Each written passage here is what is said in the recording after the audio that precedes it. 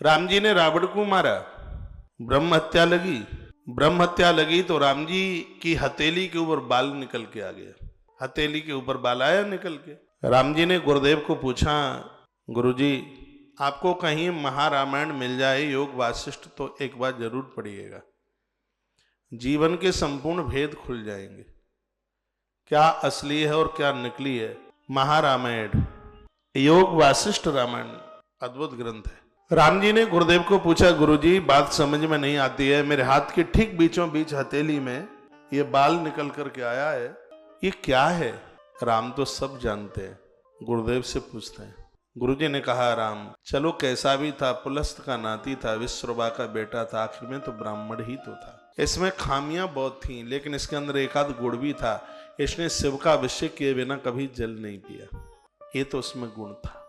ऐसे उस ब्राह्मण पुत्र का मारण आपके हाथ से हुआ तो ये ब्रह्म हत्या ने तुम्हारा पीछा नहीं छोड़ा है। ये बाल दिखाई दे रहा है हाथ के हथेली पर, यह ब्रह्म हत्या का प्रतीक है। राम जी ने कहा, गुरुदेव इसके लिए अब क्या करें। गुरुजी ने कहा कि संपूर्ण तीर्थ यात्रा करके आओ और किसी न किसी तीर्थ में ये ब्रह्म हत्या धुल ही जाएगी।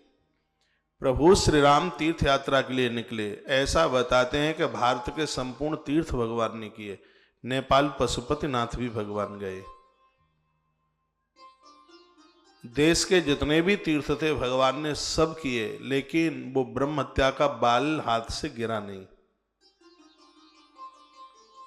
राम बड़े चिंतित थे, परेशान से भी थे।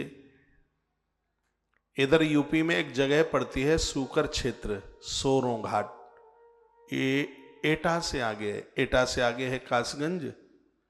कासगंज से 10-12 किलोमीटर गंगा जी का किनारा है, जहां गोस्वामी तुलसीदास जी महाराज जी के गुरुजी रहते थे, नरहरिदास गोस्वामी जी ने पूरी रामायण तो अपने गुरुजी से सूकर क्षेत्र में सुनी है।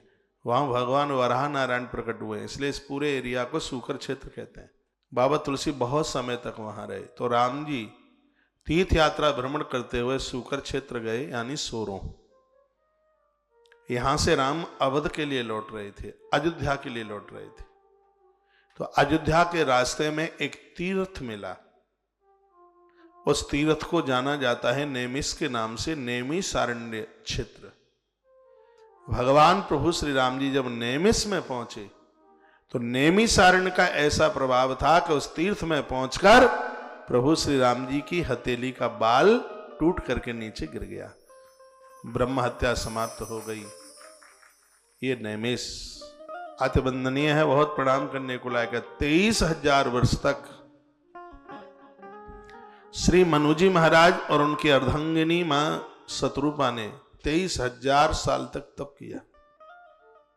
इस नेमिष में तीर्थ वर नेमिष विख्याता, हम राम कथा में बोलते हैं, तीर्थ वर नेमिष विख्याता, अति पुनीत साधक सिद्धिदाता। साधक को सिद्धि देने वाला है स्थान, जिसका नाम है नेमिष। आपने मंदिरों में दिए जलते देखे होंगे, लेकिन नैमिषारण्य के वृक्षों के ऊपर, पेड़ों के ऊपर दिए जलते।